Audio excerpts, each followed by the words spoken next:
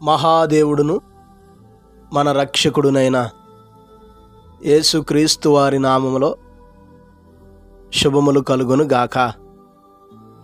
నేటి వాక్య ధ్యానము మత్తయి సువార్త 21వ అధ్యాయము 28 నుంచి 30 వచనములకున్న వాక్య భాగం. మీకేమి తోచుచున్నది? ఒక మనుషునికి 2 కుమారులుండిరి. అతడు మొదటి వాని యొద్దకు వచ్చి, కుమారుడా, నేడు పోయి ద్రాక్ష తోటలో పని చేయమని చెప్పగా, వాడు పోను అని ఉత్తరమిచ్చెను. కానీ పిమ్మట మనసు మార్చుకొని పోయెను. అతడు రెండో వాని యొద్దకు వచ్చి ఆ ప్రకారమే చెప్పగా, వాడు, అయ్యా, పోదుననెను గాని పోలేదు. ఈ ఇద్దరిలో ఎవడు తండ్రి ఇష్ట ప్రకారం చేసిన వాడని వారిని అడిగెను. ప్రియులారా, ఈ చదవబడిన లేఖన భాగమును మనం ఆలోచన చేస్తే, ప్రభువారు దేవాలయంలో బోధిస్తుంటుండగా ప్రధాన యాజకులు, పెద్దలు ఆయన యొద్దకు వచ్చి, ఏ అధికారం వల్ల నువ్వు ఈ కార్యములు చేయుచున్నావు? ఈ అధికారం నీకెవరిచ్చారని ఆయన్ను ప్రశ్నించిన వారితో, వారు తమ స్థితిని తెలుసుకోవాలని, వారు దేవుని రాజ్యమునకు ఎంత దూరంగా ఉన్నారు అని, వారి జీవితాలు దేవునికి విరోధంగా ఎంతగా జీవిస్తున్నారో, వారికంటే ముందుగా దేవుని రాజ్యమునకు వెళ్ళగలిగిన వారెవరో అని వారు తమ్మును తాము గ్రహించినట్లుగా, తెలుసుకున్నట్లుగా ప్రభువారు ఈ ఉపమానాన్ని వారికి తెలియజేయుచున్నారు. ప్రభువారు చెప్పిన ఈ ఉపమానంలో ఒక తండ్రికి 2 కుమారులు ఉంటారు.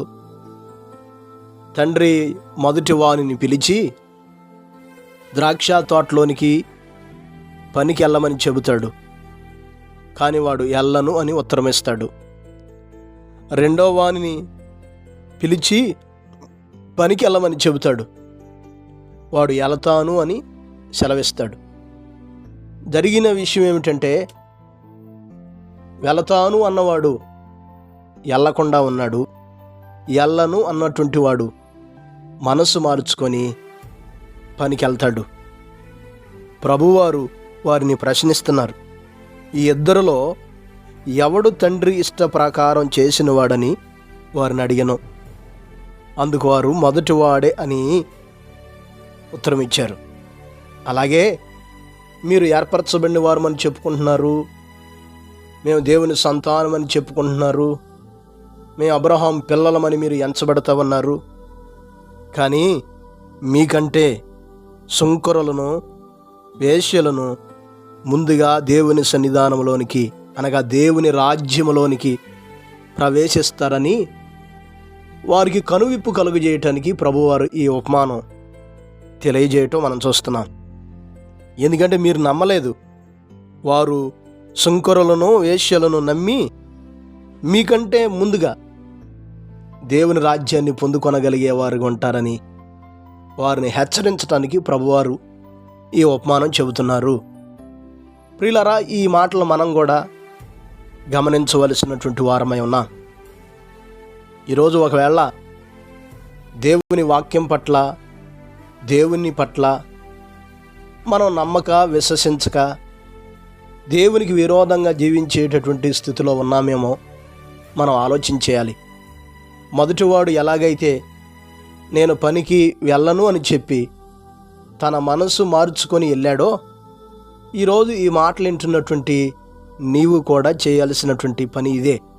ఇప్పటి వరకు ఒకవేళ ఆయన నమ్మకుండా ఉన్నా, ఇప్పటి వరకు ఆయన నువ్వు విశ్వసించకుండా ఉన్నా, నీవు నీ మనసు మార్చుకొని దేవుని తట్టు తిరగగలిగితే, నువ్వు దేవుని యొద్దకు రాగలిగితే, ప్రభువారు తట్టుకు తిరగగలిగితే, నీ జీవితంలో అద్భుతమైన కార్యాలను పొందుకుంటావు. రోమీయులకు రాసిన పత్రిక 12వ అధ్యాయం 2వ వచనం మనం చదివితే, మీరు ఈ లోక మర్యాదను అనుసరింపక ఉత్తమమును అనుకూలమును సంపూర్ణమునై ఉన్న దేవుని చిత్తమేదో పరీక్షించి తెలుసుకొనున్నట్లు మీ మనసు మారి నూతన మగుట వలన రూపాంతరం పొందుడి. దేవుని చిత్తాన్ని మనం తెలుసుకోవాలంటే, దేవునికి ఇష్టలుగా ఉండాలంటే, దేవుని రాజ్యంలో ప్రవేశించగలిగేవారుగా ఉండాలంటే మన మనసు మారి నూతన పరచబడాలి. మనసు మార్చుకొని నూతన పరచబడి రూపాంతరపు అనుభవంలోనికి రావాలి. ఈ మాటలు వింటున్నటువంటి నీవు ఎంతకాలం దేవుని మాటలు ధిక్కరించి జీవిస్తావు? ఆయనకు లోబడకుండా జీవిస్తావు? నీవు దేవుని రాజ్యంలో ప్రవేశించగలిగే స్థితిలో ఉండాలంటే, గొప్పగా ఉండాలంటే, నీవు ఆయన తట్టుకు తిరిగి ఆ కుమారుడు మనసు మార్చుకొని ఎలాగైతే పనికెళ్ళి తండ్రికి ఇష్టడైన కుమారుడిగా ఎంచబడ్డాడో, నీవు మనసు మార్చుకొని నీవు పశ్చాత్తాపడి దేవుని తట్టుకు, ప్రభువు తట్టుకు తిరిగి నువ్వు రూపాంతరపు అనుభవంలోనికి వస్తే, అనగా నీ మనసు మార్చుకొని, నీ ఆలోచన మార్చుకొని, నీ పాత పాప శాప జీవితాలను విడిచిపెట్టి ఒక నూతన స్వభావమును, నూతన మనసును నువ్వు ధరించుకొనగలిగితే నువ్వు దేవుని బిడ్డవు కాగలుగుతావు. ఆయనకి ఇష్టడైన బిడ్డగా ఉండగలుగుతావు. కనుక ఈ మాటలు వింటున్న ప్రియమైన దేవుని బిడ్డలారా, ఆలోచించేద్దాం. దేవునికి దూరంగా ఉండి శాపగ్రస్తులుగా ఉండక మనసు మార్చుకొని ఆయన తట్టుకు తిరిగి ఆయనకి ఇష్టలైన పిల్లలుగా సదాకాలం ఆయన రాజ్యంలో ఉండగలుగుదాం. అట్టి భాగ్యమును దేవుడు మనకు దయచేయునుగాక. పరిశుద్ధుడైన మా దేవా, గొప్ప కాపరి, అపారమైన మీ ప్రేమను బట్టి మీకు స్తోత్రాలు, వందనాలు తెలియజేస్తున్నాను నాయన. ఈ ఉదయకాల సమయంలో మీరు మాతో మాట్లాడుతూ వచ్చారు తండ్రి, స్తోత్రాలు. ఇంకా ఎవరైతే మనసును కఠినపరుచుకొని మీకు దూరంగా ఉంటున్నారో ప్రభా, వారు మీ వైపు తిరిగి పశ్చాత్తాపడి మనసు మార్చుకొని రూపాంతరపు అనుభవంలోనికి రావటానికి తగిన మీ కృపను దయచేయమని ప్రార్థిస్తున్నాను తండ్రి, స్తోత్రాలు. మా ప్రియులైన బిడ్డలందరి కొరకు ప్రార్థిస్తున్నాను. ఈరోజంతా మీ సన్నిధిని తోడుగా ఉంచి మీ కృపలతో ఆవరింపమని, ప్రతి ఒక్కరికి కావలసిన ప్రతి విధమైన మీ సహాయమును దయచేయమని యేసు నామమున అడిగి వేడుకొనుచున్నాము తండ్రి, ఆమెన్. ప్రభు కృప మీకు తోడయ్యుండును గాక.